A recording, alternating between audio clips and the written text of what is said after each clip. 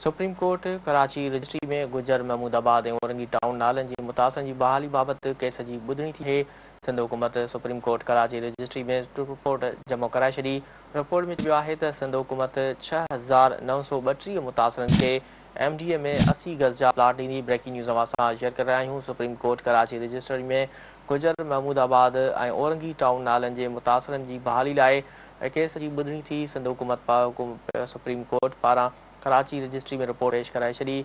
Report में चयो वियो आहे त सिंध हुकूमत 6,932 मुतासिरनि खे MDA में 80 गज़ जा प्लाट ॾींदी। ब्रेकिंग न्यूज़ अवां सां शेयर करे रहिया आहियूं। सुप्रीम कोर्ट कराची रजिस्ट्री में गुजर महमूदाबाद और औरंगी टाउन नालनि जी मुतासिरनि जी बहाली बाबति केस जी ॿुधणी थी। सिंध हुकूमत सुप्रीम कोर्ट कराची रजिस्ट्री में रिपोर्ट जमा कराए छॾी। रिपोर्ट में चयो वियो आहे त सिंध हुकूमत 6,932 मुतासिरनि खे MDA में 80 गज़ जा प्लाट ॾींदी।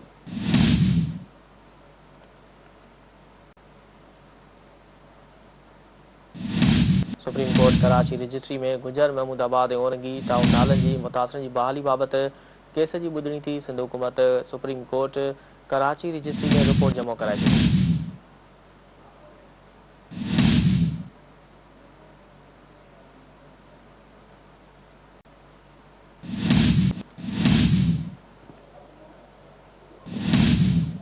वधिक तफ़सील मालूम कंदासीं। टेलीफोन ते मौजूद आहे सिकंदर भुट्टो। जी सिकंदर, सिंध हुकूमत सुप्रीम कोर्ट कराची रजिस्ट्री में रिपोर्ट जमा कराए छॾी। वधीक तफ़सील हिन वारा कजो। आज कयोम जेका त सुप्रीम कोर्ट कराची रजिस्ट्री में जस्टिस मोहम्मद अली मज़हर ते ॿधल बरुकनी बेंच में गुजर महमूदाबाद और औरंगी टाउन नालन जे मुतासिरीन के मुआवज़ो या प्लाट ॾियण बाबति ॿुधणी थी आहे। अदालत में chief secretary Sindh, local government वारो secretary Syed Asif Haider Shah, Syed Khalid Haider Shah, commissioner Karachi, advocate general Sindh, Nazar Iqbal ऐं ॿिया जेके अमलदार आहिनि उहे पेश थिया। अदालत में गुजर नाले ऐं महमूदाबाद नाले जी मुतासिरीन बाबति सिंध हुकूमत पारां रिपोर्ट जमा कराईंदे चयो त सिंध हुकूमत 6,932 मुतासिरीन खे MDA में 80 गज़ जा प्लाट ॾींदी, जॾहिं त पाकिस्तान इंजीनियरिंग काउंसिल पारां कयल तमीराती रक़म पिणु अदा कई वेंदी।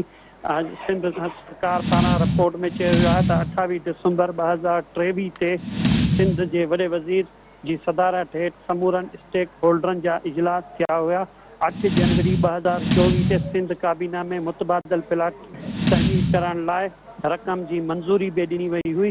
सिंध सरकार पारां जमा कयल रिपोर्ट में चयो वियो आहे त 6,932 मुतासिरीन खे 80 गज़ जा प्लाट जेके आहिनि त उहे ॾाबतनि जे लाइ ॾिना वेंदा ऐं उन लाइ 10 लख रुपयनि जी बि मंज़ूरी ॾिनी वई आहे, जॾहिं त मुतासिरीन खे अटिकल 7 अरब रुपया तहमीर ऐं अदावतनि बाबति जेके आहिनि उनजी मद में ॾिना वेंदा।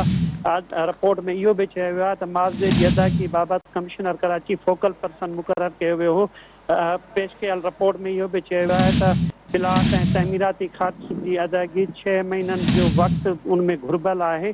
डायरेक्टर जनरल MDA खे हिदायत कई वई आहे त प्लाट बाबति PC1 तयारु कई वञे।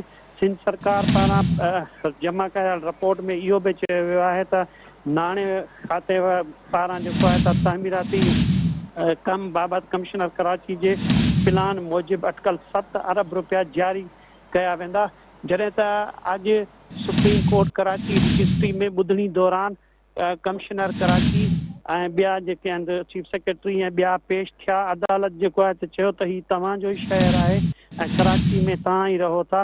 अदालती हुकुम ते अदालत में chief secretary Sindh, advocate general Sindh ऐं ॿिया अमलदार जेके आहिनि त उहे अदालत में पेश थिया ऐं अदालत पुछाणो कयो त अञा अमल दरामद छो न कयो वियो आहे, जंहिं ते चीफ सेक्रेटरी सिंध चयो त अॼु काबीना जी मीटिंग आहे ऐं काबीना जी मीटिंग में असां जेके आहे त इहा समूरी समरी रखियूं पिया ऐं काबीना उन्हनि खे पास कंदी।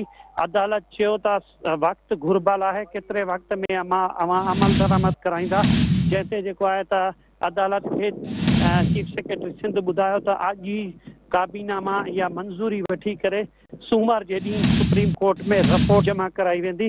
अदालत जेको आहे त ॿुधणी सूमर ताईं मुलतवी करे छॾी आहे ऐं अदालत ईंदड़ सेशन में सुप्रीम कोर्ट जेके आहे त उहा ईंदड़ सेशन में गुजर नाले, महमूदाबाद नाले ऐं औरंगी नाले बाबति ॿुधणी कंदी। जी ठीकु आहे सिकंदर भुट्टो, तफ़सील लाइ वॾी महिरबानी।